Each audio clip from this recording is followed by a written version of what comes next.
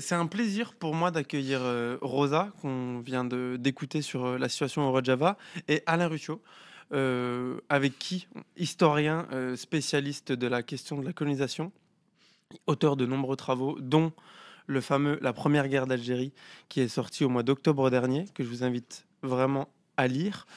Aujourd'hui, c'est très important pour nous de recevoir Alain parce que, je sais pas, vous n'êtes pas sans savoir, enfin vous avez sans doute vu la prise de parole de Apathy sur Oradour-sur-Glane, qui lui a valu d'être pris en partie par la droite, l'extrême droite et le printemps républicain. Donc Alain, il est là pour débunker un petit peu toutes ces diffamations, toutes ces désinformations qui entourent cette prise de parole de Apathy. Ce que je vous invite tout de suite, c'est d'écouter ce que Apathy a dit, et ensuite on discutera. Ça vous va? C'est parti. Allons-y. Vous pouvez mettre le casque si vous voulez. Je connais presque par cœur désormais. Tu connais par cœur? Ok. Et ce que nous avons fait, nous, en Algérie, vous savez, chaque année en France, on commémore ce qui s'est passé au Radour-sur-Glane, c'est-à-dire le massacre, Vous comparez ça? le massacre de tout un village. Mais on en a fait des centaines, nous, en Algérie. Est-ce qu'on en a conscience?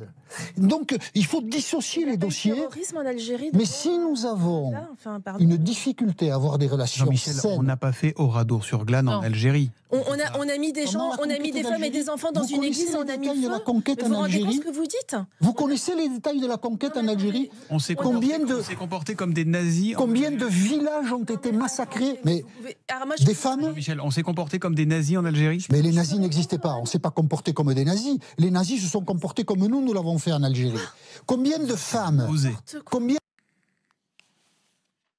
Bon. Alain, qu'est-ce qu'on en pense?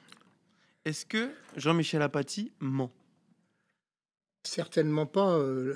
Moi, ce qui me surprend beaucoup, mais peut-être parce que j'ai depuis quelques dizaines d'années le nez dans les archives, dans les témoignages et dans les faits démontrés et décrits, ce qui me surprend le plus, c'est la surprise des participants sur le plateau et d'une façon plus générale des réactions de la population, enfin de la population médiatique et politique française. Alors, moi, très honnêtement, les historiens n'aiment pas trop les comparaisons d'un siècle à l'autre, d'une région à l'autre, d'une situation à l'autre. Donc, moi, j'aurais pas employé le mot d'Oradour, par exemple, ne serait-ce que parce que, par respect pour les morts d'Oradour, qui veulent dire quelque chose aujourd'hui encore, 60 ans plus tard, 70 ans plus tard, à tous les Français. Mais la conquête, je vais parler dans un premier temps de la conquête, et si on a un peu de temps après, on parlera également de la situation coloniale et de la guerre d'indépendance. La conquête a été parsemée de razzias. Razzia, je rappelle la définition, c'est-à-dire quand une colonne, soit parce qu'elle avait faim, soit parce qu'elle avait été harcelée précédemment par des francs-tireurs, lorsqu'une colonne arrivait dans un village, elle prenait tout. Elle prenait tout. Et le moindre signe de résistance, ou parfois sans signe de résistance, le village était rasé. C'était aussi dramatique que ça. Et ces choses-là sont plus que connues depuis... bon, vous avez eu la gentillesse de parler de mon livre récent qui a, semble-t-il, apporté un certain nombre de compléments aux informations que nous avions.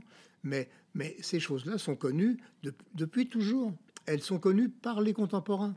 Elles ont été dénoncées par les contemporains. Je viens de faire un petit rappel, par exemple, sur Lamartine. Alors bon, bien sûr, tous les gens un peu cultivés pensent à Lamartine, poète romantique, poète amoureux. Mais Lamartine était un homme politique très, très, très actif, qui était absolument pas, qu'on pourrait considérer comme de gauche à l'époque, contre la monarchie de Juillet, mais qui était un libéral, qui était un partisan acharné de l'Algérie française.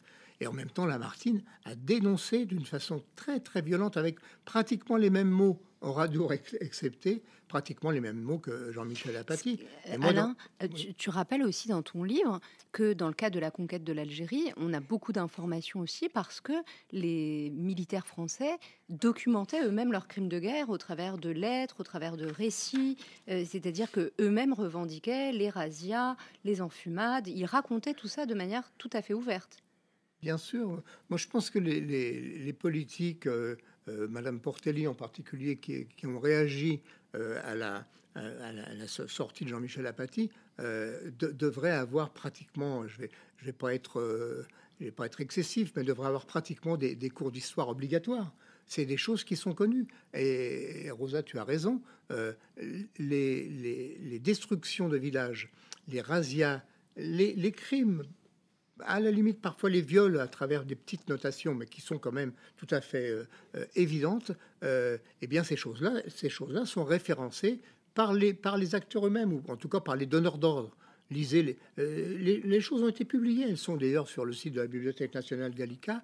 Lisez la correspondance de Saint-Arnaud, donc qui avait déjà été d'ailleurs à l'époque. Est-ce que tu peux rappeler qui est Saint-Arnaud? Oui, alors Saint-Arnaud, c'est en fait en France, enfin en général, on adore dénoncer Bugeaud, parce que Bugeaud, c'est la figure emblématique et extrêmement médiatisée, même si le mot n'existait pas à l'époque, des contemporains, par les contemporains. Mais en réalité, il avait autour de lui toute une bande d'officiers dont certains avaient déjà fait. D'abord, certains étaient dans l'armée, dans la grande armée de Napoléon Ier, bon, les plus anciens. D'autres avaient fait la conquête de la guerre de Saint-Domingue. C'est le cas du maréchal Clausel, par exemple. D'autres avaient fait la guerre d'Espagne. Je vous rappelle quand même, pour les analphabètes qui ont protesté contre les affirmations d'Apathy, je vous rappelle quand même El 12 de Mayo, El 13 de Mayo de Goya, qui était une dénonciation des crimes de l'armée française. C'est aussi simple que ça. Et ces gens-là sont arrivés, alors Saint-Arnaud, Lamoricière, Bugeaud, Clausel, dont j'ai parlé, Boyer, enfin voilà, la liste, bon, c'est dans mon livre, évidemment, j'ai forcément ça immédiatement en tête. Alain, parmi les preuves aussi irréfutables de ces crimes de masse, de la barbarie de la conquête, on avait travaillé il y a quelques années sur ce qui se passait dans les sous-sols du musée de l'Homme, où les crânes de résistants algériens avaient été gardés comme des trophées et entreposés dans les collections françaises. Est-ce que tu peux revenir un peu sur cet épisode? Est-ce que c'était courant en fait de ramener des restes humains comme trophées de guerre, quoi? Alors, merci de rappeler ce sinistre épisode. Ce n'est pas le seul, mais effectivement, il était tout à fait emblématique, qui était en plus massif. Parce que parfois, les villages, il y avait 200 ou 300 personnes qui étaient exécutées, les femmes étaient violées, qui étaient parfois... les villages étaient détruits. Mais le cas de la Zacha, effectivement, c'est la guerre, la campagne de 1849 a été particulièrement emblématique.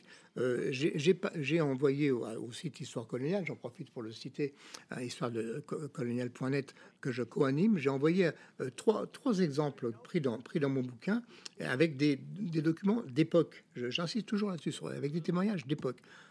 La destruction d'un village qui s'appelait Eloufia par le duc de Rovigo, 1832. Les enfumades, il y en a eu plusieurs, mais en particulier celle du Dara en 1845, et la destruction de la ville. C'était une oasis extrêmement importante, extrêmement habitée de Zacha, donc 1800 Z2A TCHA. Qui est de 1849. Eh bien, on parle quand même d'une grande période, hein. 1832 à 1849, c'est 1832 à 1852. Alors, j'en profite pour dire que mon livre, parce que d'abord l'éditeur m'aurait peut-être un petit peu égratigné si j'avais dépassé les 1000 pages, donc j'en suis resté à 700 et quelques. Mon livre s'arrête en 52, avec l'avènement, le départ définitif de l'émir Abdelkader de France et l'avènement de du Second Empire. Mais en réalité, la guerre de conquête s'est perpétuée jusqu'à 1871, la révolte de Kabylie. Donc de 30 à 71, il y a eu des dizaines d'exemples comme celui-là. Et alors, la Zacha, c'est quoi? Eh ben, c'est l'armée française qui entoure une oasis qui est puissamment défendue parce que les combattants algériens étaient très efficaces et la résistance a mis en échec, je le rappelle quand même, l'armée française sous Bugeaud, dans les années 1840, avait 100 000 hommes. 100 000 hommes sur le terrain, ça c'est des chiffres qui sont absolument incontestables. Donc la Zacha, voilà, il y a eu un siège, et lorsque les derniers coups de feu des assiégés ont été tirés, ça a été la curée, et la population a été passée au fil de l'épée. La population a été tuée, femmes, vieillards, enfants, combattants. y compris le fils du principal dirigeant de la résistance qui avait 15 ans et qui a refusé d'être épargné, qui a fait face à ces bourreaux. Toute la population a été tuée. Si ça, c'est pas un crime de masse, comment peut-on le définir? Donc tout le monde est massacré et on ramène les restes humains à Paris. On ramène les restes humains à Paris comme des trophées. Mais la décapitation était une pratique extrêmement fréquente. C'était en quelque sorte, désolé de l'expression, mais une sorte de sinistre preuve du succès militaire. C'est-à-dire lorsqu'un officier ou un sous-officier ou un homme de troupe arrivait dans un lieu de combat, il devait ramener comme preuve à son supérieur le fait qu'il avait réussi à tuer la population. Donc c'était, dans le meilleur des cas, est-ce que je peux dire ça, des oreilles. Quand j'ai préparé mon bouquin, j'ai appris un mot de la langue française, c'est le mot essorillement, couper les oreilles. Okay. Donc on coupait les oreilles comme preuve qu'on avait vaincu des ennemis, mais également des têtes. C'est très barbare. Complètement barbare. Et des têtes. Mais ça, c'est des choses qui sont dites. J'ai pas eu le temps de développer tout à l'heure. Dans les correspondances de Saint-Arnaud, de la Mauricière, de Bugeaud, de Boyer, enfin toutes ces choses-là, correspondances qui ont été, ces gens-là se vantaient de ce qu'ils faisaient. Ils disaient, c'était pour eux la preuve qu'ils étaient en train de réussir leur mission, donc de mettre à genoux, de tenter de mettre à genoux la population algérienne. Et ça, Alain, c'est une pratique que le colonialisme français avait aussi dans d'autres colonies. Je pense notamment à la tête du chef kanak Ataï, du chef de l'insurrection kanak, qui avait été aussi décapité, sa tête ramenée à Paris, et elle n'a été restituée à ses descendants que très récemment. Très récemment, oui, c'était une pratique assez fréquente. Dans le cas de la conquête du Tonkin, par exemple, je ne sais pas si ça a été pratiqué, mais ce qui est certain, c'est que ce que j'ai décrit dans le bouquin sur la conquête de l'Algérie a été une pratique dès lors qu'il y avait des résistances. Donc c'est le cas de la grande révolte de Kanaki 1878, au terme de laquelle le chef Ataï a été tué et ensuite décapité. Mais c'est le cas également de pratiquement toutes les guerres de conquête. Dès lors qu'il y avait une résistance, et il y a eu quasiment partout des résistances, puisque quand un peuple voit des soldats étrangers arriver, fouler les mosquées dans le cas des pays musulmans, ou les pagodes dans le cas en Indochine, etc. Dès lors qu'il y a cette présence et ces exactions des troupes étrangères, il y a résistance. Et qui dit résistance, il y a une sorte de cercle infernal qui fait que la répression est plus forte encore. Et j'en suis arrivé dans mon livre à un chiffre qui est difficilement contestable, mais j'attends la contestation, à une estimation, parce qu'évidemment il n'y a pas de recensement à l'époque. Il y avait à peu près 4 millions d'Algériens au moment de la conquête, 1830. Au terme de la guerre, il y avait à peu près le même chiffre. Donc pendant 40 ans plus tard, là où il y avait les premiers recensements. Donc pendant cette période, il y a eu bien sûr des naissances, mais il y a eu des centaines de milliers de morts. Notre collègue Kamel Kateb, qui est un démographe reconnu et respecté, a chiffré la totalité de la conquête, lui va jusqu'à 71, à 825 000 morts. Et moi je me suis arrêté en 52, je pense qu'il y a eu à peu près 500 000 morts.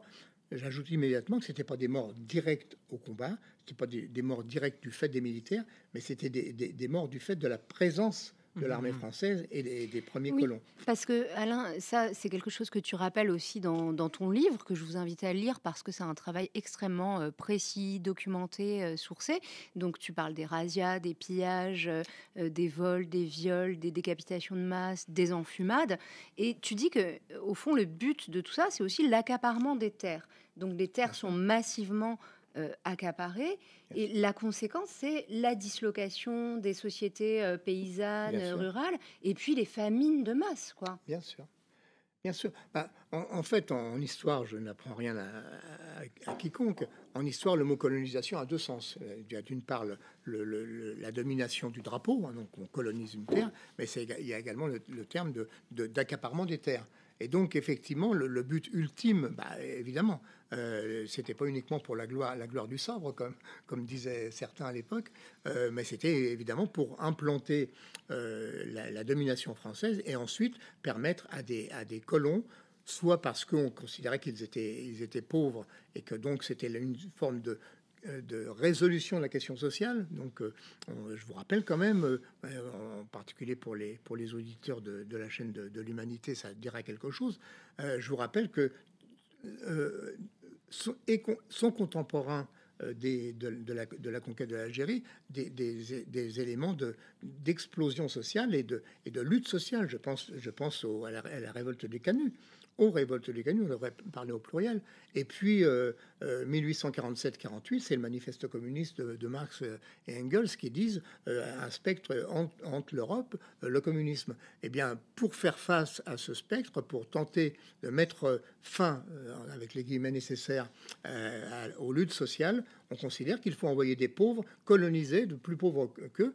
Et quel est le sort dont les premiers colons, je le dis dans le livre, ne sont pas du tout des exploiteurs, ce sont des pauvres airs qui sont souvent en haillons.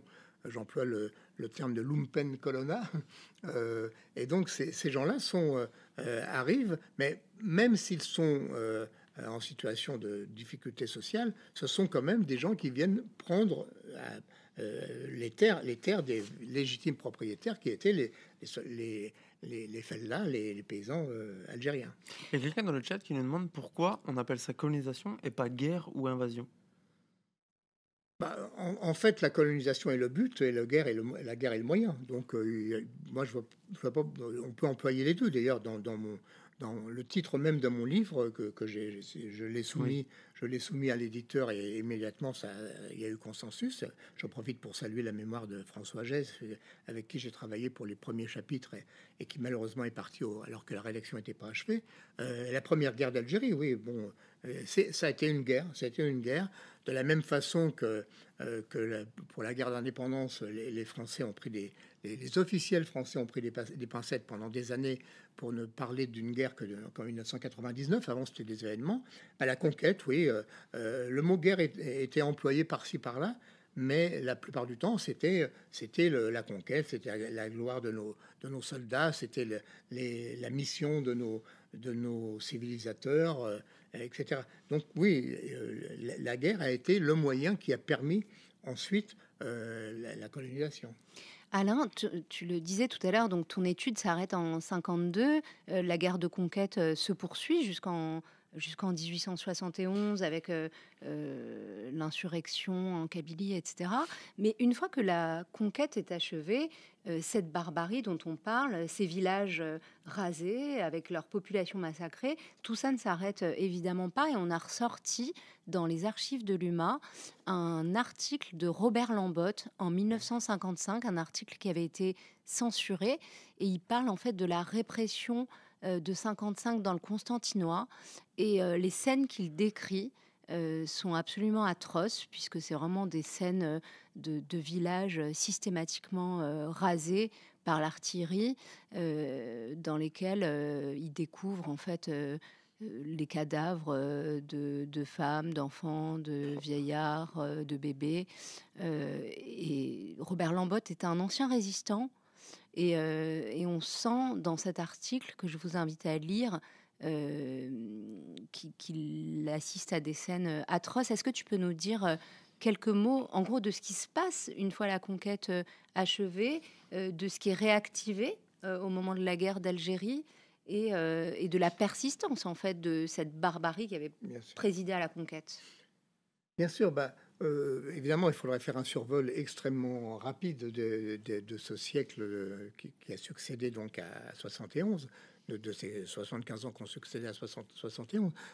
En réalité, si en 1871, la résistance armée a paru effectivement décapitée, et donc c'est un phénomène très classique en histoire coloniale, les vainqueurs considèrent que c'est la fin de l'histoire, c'est le moment de le dire, et de considérer que la domination française sur l'Algérie sera éternelle. Le mot éternel figure dans tout le vocabulaire colonial. Mais évidemment, ce n'était pas éternel. Et donc, il y a eu effectivement une phase peut-être de sidération au cours de laquelle le mouvement national algérien a commencé à s'interroger sur les formes de la lutte. Cette forme s'est reportée ensuite en métropole auprès de la communauté migrante algérienne en France, dans une politisation rapide avec la fondation de l'Étoile nord-africaine de 1926, avec au passage d'ailleurs pas la participation mais le parrainage du Parti communiste français, et puis ensuite avec un divorce qui s'est esquissé par la suite avec Messali Hadj. Mais donc cette flamme de la volonté d'indépendance, de la volonté d'éviction de la puissance coloniale française ne s'est jamais éteinte. Et donc à chaque fois qu'elle s'est exprimée par des voies politiques, la répression politique a répondu. Je pense aux nombreux emprisonnements de Messali Hadj, je pense à l'interdiction de l'Étoile nord-africaine et ensuite du parti du peuple algérien, mais également à chaque fois qu'il y a eu une volonté de lever la tête et voire même d'envisager, ne serait-ce qu'envisager une lutte armée, eh bien c'était la répression sanglante. Et je renvoie Madame Portelli et Monsieur Soto et tous les journalistes qui ont levé les bras, ou les politiciens qui ont levé les bras au ciel, je les renvoie au massacre du printemps 1945 dans le Constantinois. Il y a eu des villages entiers qui ont été rasés. Il y a eu des populations entières qui ont été tuées, soit par l'armée française, soit par la gendarmerie, soit par les colons armés. Donc 45, c'est également une chose qui a peut-être disparu de la mémoire française, mais qui n'a pas disparu ô combien de la mémoire algérienne. Je vous rappelle le mot du grand Kateb Yassine, la guerre d'Algérie a commencé le 8 mai 1945. Et puis ensuite, la guerre d'indépendance qui a commencé, à laquelle a répondu immédiatement la répression. Nous sommes ici dans les locaux de l'Humanité. Je rappelle que l'Humanité, en novembre 1954, il y a eu des évolutions du journal à ce moment-là, et puis peut-être des choses qui méritent un examen critique. C'est le cas de tout objet d'histoire. Mais en tout cas, en novembre 1954, l'Humanité a dénoncé les épandages de napalm. Le mot napalm figure dans l'UMA de novembre 54. Et donc, à partir de ce moment-là, il y a eu napalm contre les populations qui étaient censées habiter les départements français. Donc, vous imaginez un petit peu la tragédie de la chose. Et puis, pendant la guerre d'indépendance de l'Algérie, les villages rasés, les villages napalmisés, la pratique du viol, la pratique de la torture immédiate contre toute personne qui était même pas forcément suspecte, mais qui pouvait éventuellement donner quelques renseignements, ces pratiques-là ont été généralisées. C'est des choses tellement évidentes pour les historiens que j'ai presque envie de sourire quand j'entends les cris d'orfraie des protestataires. Alors justement, là-dessus, tout à l'heure, tu citais Lamartine, qui n'était pas opposé à la conquête. Hein. Il s'indignait du sort inhumain réservé aux Algériens, sans s'opposer à cette entreprise coloniale. En fait, ces voix sont quand même extrêmement marginales, et tu racontes bien dans ton livre comment se structure ce qu'on appelait à l'époque le parti coloniste, qui n'était pas un parti au sens des partis qu'on connaît aujourd'hui, des formations politiques, mais qui était plutôt une sorte de courant d'idées qui appuyait, courant d'opinion qui appuyait l'entreprise coloniale. Est-ce que tu peux nous en dire un mot ? Eh bien, l'une des choses que j'affirme dans mon livre, qui est peut-être un peu à contre-courant de l'historiographie habituelle, c'est de dire qu'en réalité, l'emprise justement du parti coloniste, parce que c'est un mot de l'époque, hein, on disait pas beaucoup, en tout cas colonial à l'époque, on disait parti coloniste. Cette emprise et cette élaboration de l'idéologie coloniale basée sur la domination des races inférieures, sur la mission civilisatrice de la France, toutes ces choses-là, tout ça s'est ancré bien avant la Troisième République. On a plaisir souvent à citer les mots de Jules Ferry. Les races supérieures ont une mission de civiliser les races inférieures, mais c'est un discours de 1885. Mais bien avant, il y a tous les ingrédients de ce discours, y compris chez Lamartine. Tu as raison de souligner, non pas l'ambivalence, mais les deux aspects de la pensée d'un certain nombre de politiciens ou d'hommes publics de l'époque. D'une part, ils sont farouchement, et Lamartine est un des principaux idéologues du parti coloniste, farouchement partisan de l'Algérie française et en même temps critiquant les exactions.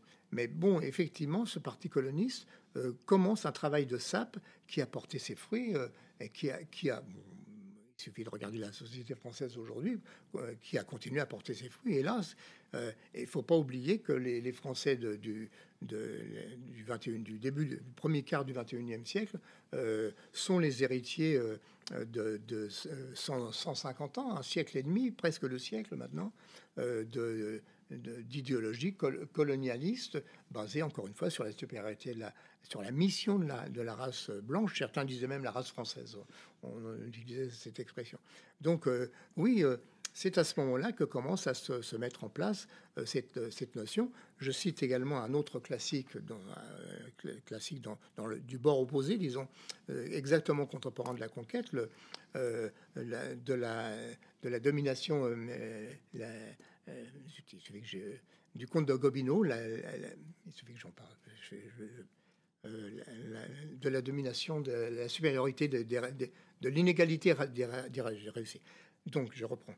Je cite un autre classique tout à fait à l'opposé dans la période, qui est du comte de Gobineau, qui s'appelle De l'inégalité des races humaines, 1843, qui est un texte qui est pas spécifique sur l'Algérie, mais qui est la justification de la mission civilisatrice de la race blanche, qui est la plus cultivée, la plus belle, il y a même des critères esthétiques, et qui a comme mission de porter cette civilisation au prix même de crimes nombreux dans tous les jusqu'aux confins de l'univers.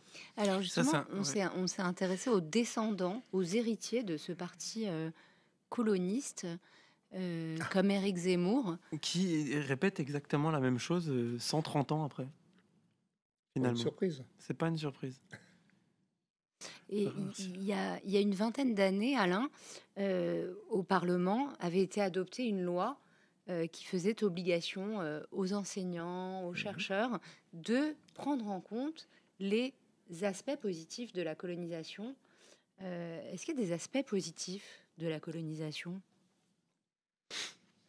Il y a une modernisation des sociétés colonisées. Qui est un effet collatéral de la présence coloniale. Mais il faudrait véritablement faire une comparaison entre, par exemple, l'évolution de la Thaïlande, l'ancien Siam, avec le Vietnam.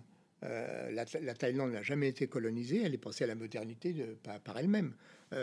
Donc, nul ne peut dire, et c'est ce qu'a écrit magnifiquement Aimé Césaire en 1950 dans le procès dans le discours sur le colonialisme. Je précise au passage que c'était publié par une édition communiste et non pas par Présence africaine, qui l'a repris seulement en 1956, je crois.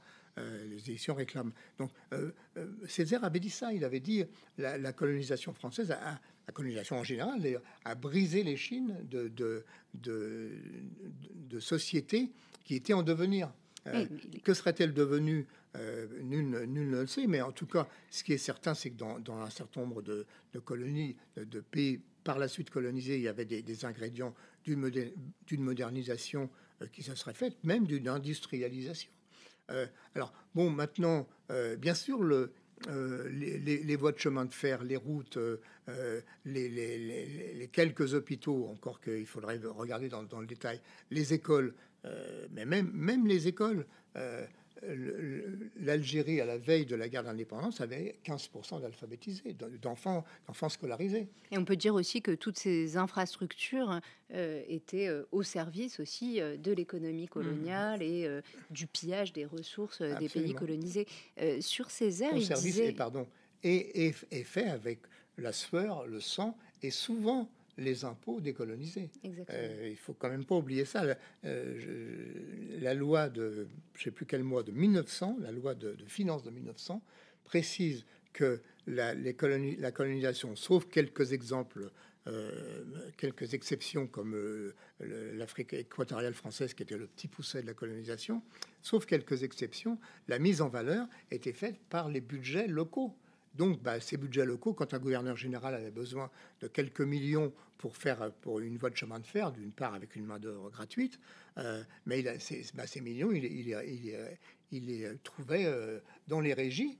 En Indochine, il y avait la régie de l'opium, la régie et la régie du sel. Bon, les deux grandes, les trois régies, opium, sel et alcool.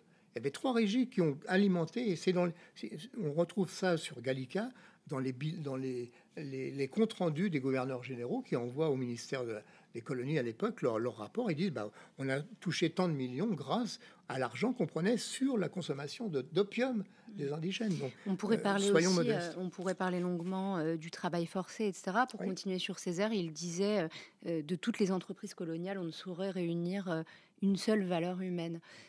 Mais pour rester sur les héritiers de ce parti coloniste, on ne peut pas comprendre la violence des réactions aux propos de Jean-Michel Apathy sans prendre en considération le climat idéologique dans lequel la France baigne actuellement. Comment tu expliques que cette question coloniale, elle reste, disons, une sorte de charpente, en fait, de l'idéologie de l'extrême droite contemporaine?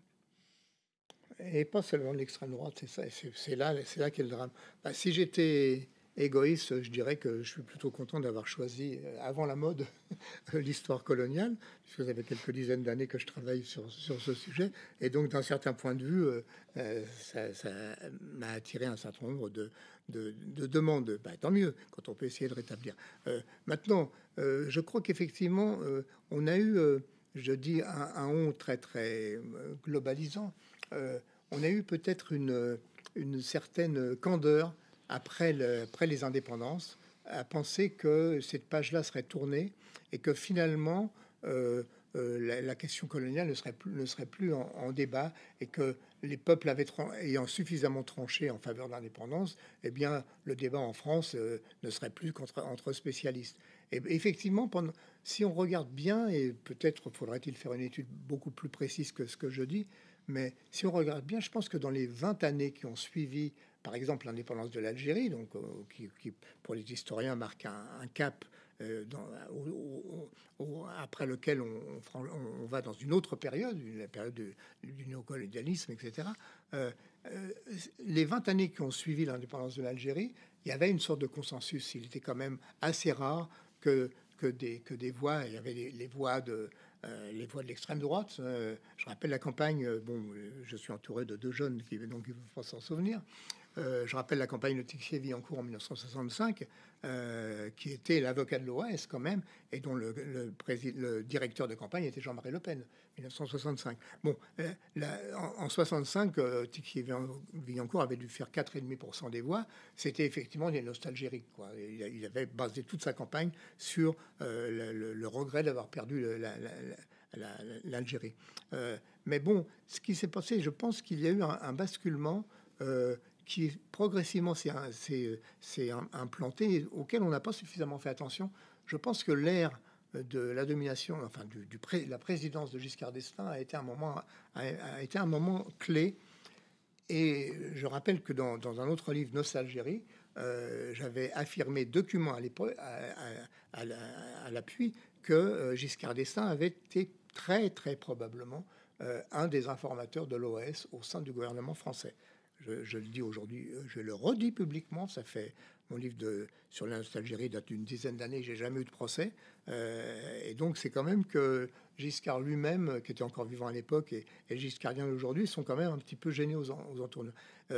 C'est quand même Giscard qui a donné le ministère des anciens combattants et de la mémoire, je crois, à Jacques Dominati, qui était un ancien OAS, enfin pas OAS, mais Algérie française, soyons précis. Et donc progressivement, cette petite musique de l'extrême droite a commencé à passer les parois qui auparavant étaient assez infranchissables entre le gaullisme historique, disons, et puis l'extrême droite. La mort des barons du gaullisme a peut-être fait que cette porosité s'est accentuée, et que progressivement des voix, bon, Zemmour ne parlait pas encore à l'époque, mais des voix d'un certain nombre d'idéologues, le Club de l'Horloge, tous ces gens-là ont appliqué, je dirais, un gramscisme d'extrême droite. C'est-à-dire une volonté de conquérir les esprits par la culture et par leur culture à eux, par leur vision de l'histoire. Et peut-être c'est une vision ou c'est une réécriture de l'histoire? C'est une réécriture complète. C'est une réécriture complète. Les textes les textes du Club de l'Horloge sont des textes, disons, de la, comment dire, un petit peu présentable, avec une incontestable culture, mais une culture mal maîtrisée. Donc, et puis l'apparition. Promenez-vous, mais ça c'est vrai pour les auditeurs de l'UMA. Promenez-vous dans les kiosques à journaux des gares ou des aéroports. Ah oui. On voit énormément de revues, des revues militaria, des revues d'exaltation de la virilité de l'armée française, même lorsque des numéros spéciaux sont consacrés à des défaites, c'est quand même à la gloire de l'armée française. Les numéros sur Dien Bien Phu qui oublient de dire, par exemple, que pratiquement les 3/4 des combattants de Dien Bien Phu n'étaient pas français. Oui, c'était des coloniaux. C'était des coloniaux, des légionnaires, dont un certain nombre d'anciens nazis d'ailleurs. Un certain nombre, pas la majorité, mais un certain nombre. Et bon, il y a lorsque vous allez à Fréjus, que vous allez au mémorial de la guerre d'Indochine, il y a une sorte de grand mur. Ils ont un peu plagié sur Washington, une sorte de grand mur avec le nom des victimes à gauche. Et les premières victimes, 45, 46, 47, ce sont des Dupont, des Durand, des Martin. Et progressivement, on va commencer à apparaître des Bachir, des Mohamed, des Diallo, des Mamadou. Enfin, c'est-à-dire que la grande majorité des gens qui ont soi-disant défendu le drapeau français en Indochine étaient eux-mêmes décolonisés, qui les pauvres étaient là contre tout simplement parce qu'ils avaient une solde qui leur permettait de faire vivre des familles. Donc voilà, toutes ces choses-là sont quand même éminemment. Moi, quand je vais chez un libraire et que je vois toutes ces revues et que je sais que si elles sont là, c'est qu'elles sont vendues. En plus, elles sont sur papier glacé, elles sont très très bien présentées. Et je suis assez effrayé de me dire, voilà, l'histoire de Monsieur Tout le Monde aujourd'hui, ça risque d'être ça. Tu dis dans ton livre que cette barbarie coloniale, elle n'a pu être portée à son point culminant que parce qu'il y avait une forme de déshumanisation de l'indigène, de l'arabe. Et au fond, est-ce qu'on peut établir une généalogie entre le creuset colonial du racisme et le racisme contemporain? Est-ce qu'il y a une filiation du racisme qui s'exprime aujourd'hui de plus en plus ouvertement en France, en Europe, et disons ces origines coloniales du racisme? Une filiation très certainement, avec la particularité quand même que le racisme de l'époque coloniale, au sens strict de l'expression, était quand même extrêmement, était d'abord très violent et était au su et au vu et au su de chacun. Aujourd'hui, effectivement, il y a une certaine, il y a CNews, il y a Radio Courtoisie, il y a la presse d'extrême droite. Mais enfin, aujourd'hui, il est quand même plus difficile d'avoir le même type de racisme au tout premier degré. Tu as parlé de l'animalisation. La sous-humanisation de l'indigène était une condition absolue pour que la violence s'exprime.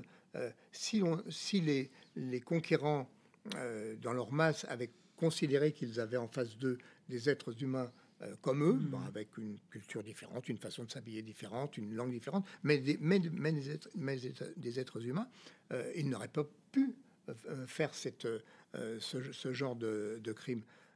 Tu as parlé d'animalisation. Les grottes du Dara, 1845, c'est à la suite pratiquement d'un ordre de Bugeaud. C'est pas Bugeaud qui les a pratiqués, contrairement à ce qu'on entend souvent. C'est le général, il était général à l'époque, Pélissier. mais Bugeaud avait donné un ordre, fumez-les comme des renards. Est-ce que tu peux raconter Ouais. cet épisode parce que tout le monde ne le connaît pas forcément? Bon, on est là pour On a encore un jusqu'à peu. demain matin. On a encore un peu de temps. Bon, alors, parmi les crimes de l'époque de la conquête française, il y a eu plusieurs éléments, plusieurs pratiques. La plus massive, c'est quand même la razzia. La razzia parce que la razzia, c'était simple. Une colonne arrivait face à un village, elle avait besoin de vivre, de nourriture, ou tout simplement elle avait besoin de punir parce qu'il y a eu quelques coups de feu échangés auparavant. Et donc elle arrivait dans un village et elle repartait, il n'y avait plus rien. Il n'y avait plus rien à manger, plus rien à consommer, et malheureusement souvent Pas de survivants. plus beaucoup de survivants.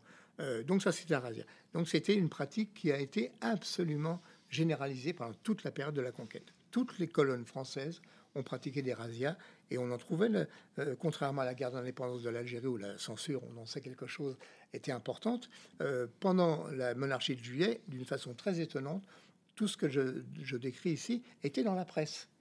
La presse, j'invite les auditeurs à regarder le site de la Bibliothèque nationale qui s'appelle Gallica, où il y a par exemple le journal des débats, ou le journal d'Émile de Girardin, un de nos grands ancêtres, qui s'appelait La Presse. Les razzias sont décrites avec le nombre de bœufs, le nombre de moutons emportés, le nombre d'hectolitres de grains, etc., etc. La razzia. Bon, après les décapitations, on en a parlé. Alors, les enfumades, c'est une pratique qui a été particulièrement barbare et particulièrement spectaculaire, et je dirais particulièrement référencée. Ce qui fait qu'aujourd'hui, on peut en parler avec beaucoup de documents. Nous sommes allés ensemble aux grottes du Dara en 2022-23, et c'est très très impressionnant d'arriver devant ces lieux où on sait que des êtres humains ont souffert et sont morts. Alors, l'enfumage, c'est une pratique très simple. Lorsqu'une colonne française était harcelée par des francs-tireurs, parce qu'il n'y avait pas seulement les combattants d'Abdelkader, il y avait également les francs-tireurs, parfois qui défendaient leur village, tout simplement. Et lorsque la colonne française réussissait à arriver jusqu'au village et qu'auparavant la population s'était réfugiée, elle se réfugiait où? Dans des endroits qui leur paraissaient inaccessibles, c'est-à-dire des grottes. Et donc la population locale connaissait fort bien ces endroits. Parfois, il y avait même des dépôts de céréales, des choses comme ça. Et donc ces populations allaient dans les grottes. Compenser les officiers à ce moment-là, mais ils se sont dit, plutôt que de risquer la vie, parce que malgré tout, faire l'assaut d'une grotte, on est en contrebas, donc forcément, on risque de perdre des hommes. Plutôt que de perdre des hommes, eh bien, on allume des fagots. Et on a allumé des fagots. Dans mon livre, j'en référence 3 qui sont absolument certaines. Il y en a certainement d'autres, mais les assassins ne s'en vantaient pas forcément. En tout cas, celle de Dara, c'est simple. Le Pélissier a ordonné d'emmener des fagots jusqu'à l'entrée des grottes, allumer ces fagots, faire une dernière semonce, et comme les gens ne voulaient pas se rendre, eh bien, ils sont morts grillés, excusez-moi l'expression, ou asphyxiés. Et ce qui a permis justement que les choses soient connues. Et là aussi, il y a une différence avec la guerre d'indépendance, où les témoignages ont été beaucoup plus difficiles à obtenir. Et c'est que Pélissier avait eu la maladresse d'accepter dans son état-major un officier espagnol, officier journaliste, qui était tellement effrayé de ce qu'il a vu qu'il a fait un reportage qu'il a réussi à faire parvenir à un journal espagnol dont j'ai oublié le nom. Et immédiatement, le repentir a su qu'il y avait eu l'enfumade des grottes du Dara. Et donc, à partir de ce moment-là, ça a fait l'objet d'une très très longue polémique à l'intérieur du monde politique français, du monde journalistique. On retrouve tout ça dans le journal des débats. Seulement en France? Alors, le journaliste est espagnol et que l'artiste... Alors, le journaliste espagnol, bien sûr, a publié d'abord dans son journal, et ensuite ça a été repris par la presse française. J'ai plus la chronologie exacte, mais en tout cas, ça a commencé effectivement par la publication de son article où il était témoin visuel. Les choses qu'il décrit, il parle, bon, je passe sur les détails, mais il parle des cadavres, des mères qui étaient en train d'allaiter, qui sont devenus des amas de de brûlures. Enfin, il parle de la puanteur des cadavres des humains, mais également des animaux. Il y avait des animaux. Donc tout ça a été marqué dans son article. Et ce qui est très intéressant, et ce qui permet d'ailleurs de rabattre un peu le caquet à tous nos critiques d'aujourd'hui, c'est de constater que même à l'intérieur du monde politique et journalistique qui approuvait la colonisation, il y avait des critiques très vives à l'intérieur de la Chambre à l'époque, il y avait 2 chambres sous la monarchie de Juillet. Il y avait la Chambre des députés et la Chambre des pairs. Les pairs, c'était tous des Monsieur d'Ost, c'était tous des aristos. Et dans la Chambre des pairs, qui étaient donc des gens plutôt réactionnaires, il y a eu des protestations contre les méthodes. C'est des choses qui sont dans mon livre, que moi, j'ai pas pu inventer. Et donc, je conseille à Madame Portelli et consorts de lire ces pages et d'arrêter de lever les bras au ciel en disant nos petits soldats ne pouvaient pas faire ça. Si, ils l'ont fait. Et tout ça, cette histoire-là est inscrite de manière un peu amnésique dans notre toponymie, dans les noms des rues, dans la statuaire, puisque il existe des avenues, des rues Bugeaud.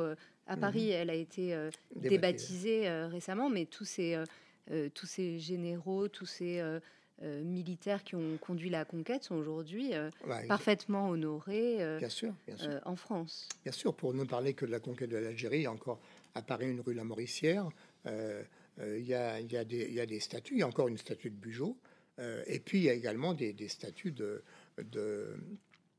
sabreurs qui ont participé à d'autres conquêtes. Gallieni, par exemple. Gallieni, Feder, je sais que j'envoie un petit salut amical à nos amis lillois qui mènent une lutte contre la statue de Feder à Lille. Oui, il y a encore aujourd'hui... alors, il y a une pratique qui a été instaurée, que moi j'approuve, qui est celle de faire un travail pédagogique. Bon, par exemple, la mairie de Paris, et je l'en remercie, a fait apposer rue de la Goutte, dans le 18e arrondissement, derrière la Goutte d'Or, une plaque. Alors, les habitants de la rue de la Goutte, depuis toujours, ignoraient de quoi il s'agissait. En fait, il s'agit là aussi d'une ville, enfin, d'une cité qui a été assiégée par l'armée française, où pratiquement tous les habitants étaient passés au fil de l'épée, que je cite pas dans mon livre parce que c'est fin 52, c'était déjà en dehors de ma période de travail. Mais en tout cas, il y a la mairie de Paris, et je le remercie, a fait apposer une plaque à côté en expliquant ce qu'a été non pas la bataille, mais le drame de la rue de la Goutte. Mais on pourrait faire la même chose avec la rue de Sfax, par exemple. Beaucoup de gens ignorent que, imaginent que la conquête de la Tunisie a été une conquête pacifique, que le protectorat était plutôt bon enfant. La ville de Sfax a été également l'objet d'un siège de l'armée française immédiatement après la prise de Tunis, donc 1881. Et à cette période, la ville de Sfax a connu des bombardements qui ont tué des centaines de personnes. C'est intéressant. Pardon. Je suis intarissable. Oui. Non, je t'en prie. Les gens qui vont au théâtre de Mogador ignorent peut-être que cette rue-là a été nommée pour saluer le bombardement de Mogador en 1845 par le fils de Louis-Philippe, qui était le duc de Joinville. Et c'était une atteinte au droit international. Le Maroc était indépendant à l'époque. Mogador, c'est Essaouira. Le Maroc était indépendant, et l'armée française est rentrée sur le territoire marocain avec la bataille d'Isly. J'ai dit 45 et 44 en fait. Et ensuite, le duc de Joinville a bombardé Tanger et Essaouira, qui était Mogador. Donc voilà, s'il fallait vraiment faire un grand tour des nominations, je signale au passage que j'ai fait un autre livre avec Marcel Lorigny qui s'appelle Paris colonial et anticolonial, dans lequel je cite. Vous recensez toutes les traces comme ça de l'histoire coloniale à Paris. Mais c'est intéressant que tu parles des villes parce que s'agissant des razzias, des enfumades, etc., on est beaucoup en milieu rural, oui, dans les montagnes, etc. Et tu évoques aussi la façon dont, après la prise d'Alger, une grande partie de la ville a été littéralement rasée et détruite, complètement démolie. Bien sûr. Oui, disons que les premiers occupants de la ville d'Alger ont été surpris par un urbanisme auquel ils n'étaient pas du tout habitués. Et, bon, même si le Paris de l'époque n'était pas encore celui d'Haussmann, il n'y avait pas encore de très grandes avenues, mais malgré tout, c'était quand même très différent. Alger, c'était un entrelac de petites ruelles dans lesquelles passaient uniquement des ânes avec des marchandises, etc., ou des marchands. Et donc, pour eux, il fallait absolument qu'il y ait la liberté de circulation pour l'armée et d'installation de l'armée. Donc, le cœur d'Alger a été détruit pratiquement dans les 3-4 premières années. Le cœur d'Alger, si bien qu'aujourd'hui, les cartographes ne peuvent pas reconstituer une sorte de carré au centre d'Alger, qui était l'Alger arabo-ottoman, en quelque sorte, où il y avait des petits commerces, des petites échoppes. Beaucoup de choses ont été rasées pour permettre le passage de l'armée. Et ensuite l'occupation des mosquées. Beaucoup de mosquées ont été occupées par l'armée française. Et puis, par la suite, certaines ont été détruites. Ou transformées en église. Ou transformées en bâtiments catholiques, oui. On parle beaucoup de bataille culturelle. Tout à l'heure, tu as parlé de Gramsci d'extrême droite. Cette petite musique qui monte et qui devient de plus en plus forte. Comment est-ce qu'on peut combattre ça? Comment est-ce qu'on peut gagner cette bataille culturelle aujourd'hui? J'ai l'impression qu'on l'a déjà perdue. Qu'est-ce qu'on peut dire comme outil? Tout à l'heure, on parlait de une personne dans le chat qui dit la manière dont la France a colonisé devrait être enseignée. C'est vrai qu'à l'école, moi, là j'ai 29 ans, ça fait une paire de manches que je suis sorti du lycée, mais c'est vrai que la colonisation, on me l'a très peu enseignée. Comment est-ce que cette bataille culturelle, on peut la mener et la gagner? Je dirais qu'en faisant ce qu'on est en train de faire en ce moment, essayer de profiter des interstices à l'intérieur de l'idéologie dominante pour glisser notre toute petite musique, mais c'est pas une bataille qui est forcément perdue. Bon, je cite notre expérience, Rosa et moi, on a été un petit peu les chevilles ouvrières il y a une dizaine d'années, de la protestation lorsqu'il a été question de mettre général Bijard aux Invalides. Bon, il aurait été d'ailleurs en bonne compagnie, il aurait été à côté de pas mal de sabreurs de la conquête de l'Algérie. Tu peux rappeler qui était Bijard, pour ceux qui ne le savent pas? C'est vrai, il faut être pédagogue. Ouais. Bijard, c'était un soldat de l'armée française qui a fait et la guerre d'Indochine et la guerre d'Algérie, et qui a été à un certain moment de sa vie un combattant courageux, qui a véritablement été au front, mais qui a bien d'autres moments de sa vie était loin du front et a pratiqué la torture, je le dis publiquement et j'attends là aussi la contradiction, et qui a pratiqué ce qu'on a appelé les crevettes Bijard, c'est-à-dire le fait d'avoir interrogé, d'avoir torturé des patriotes algériens, et une fois qu'ils avaient soit parlé, soit pas parlé, de se débarrasser d'eux pour qu'il n'y ait pas de preuves et de les balancer dans la baie d'Alger. Les premiers cadavres étant remontés à la surface, évidemment ça a effrayé lorsqu'ils arrivaient sur le rivage, ça effrayait les Algérois. Donc Bijard a perfectionné entre guillemets le système en leur glissant en leur mettant les pieds dans un bac de ciment solidifié, et donc ils mouraient soit déjà morts, soit ils étaient esquintés, ils mouraient noyés. Donc Bijard, voilà. Et ce tortionnaire, le gouvernement, c'était Sarkozy déjà qui était président. Non, Sarkozy n'était pas encore président. Bon. Peut-être bien que si. Bon, en tout cas, le gouvernement de l'époque a voulu le mettre aux Invalides, et Rosa et moi, on était un petit peu le détonateur de la protestation, et finalement, on a réussi à avoir une série de signataires d'une protestation qui a été très très impressionnante. On a vraiment ratissé très large. Il y a des gens de toutes obédiences qui ont protesté, à commencer par Raymond Aubrac, enfin des gens comme ça, Madame de Bollardière par exemple. Et donc finalement, Bijard n'a pas été aux Invalides, donc on a gagné ce petit combat, quoi.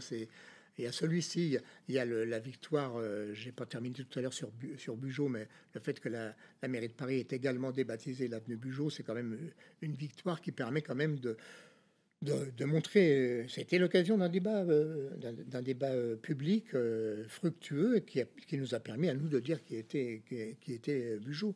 Je salue au passage également les amis de Toul qui sont en train de se battre actuellement contre l'érection d'une statue à la gloire du Bijard, justement, parce que Bijard était né à Toul. Et donc c'est une gloire locale, et la mairie de Toul, cherchez sur internet quelle était l'étiquette politique, vous verrez bien. La mairie de Toul a décidé d'ériger une magnifique statue très grande, un Bijard viril en uniforme de parrain, c'est-à-dire là où il a l'uniforme dans lequel il a torturé des gens en Indochine et en Algérie. Et donc, pour l'instant, la mairie a gagné, mais il y a tous les jours des protestations, très régulièrement des manifs.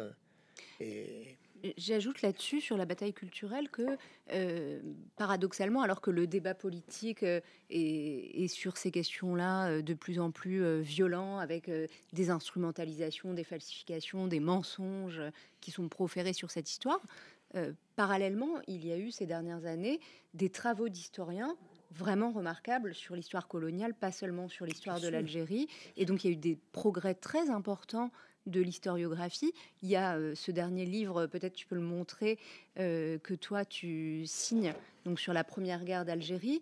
Et tous ces travaux-là, c'est aussi autant d'armes intellectuelles dans la confrontation avec les idées de l'extrême droite, avec les idées des nostalgiques de la colonisation. Voilà.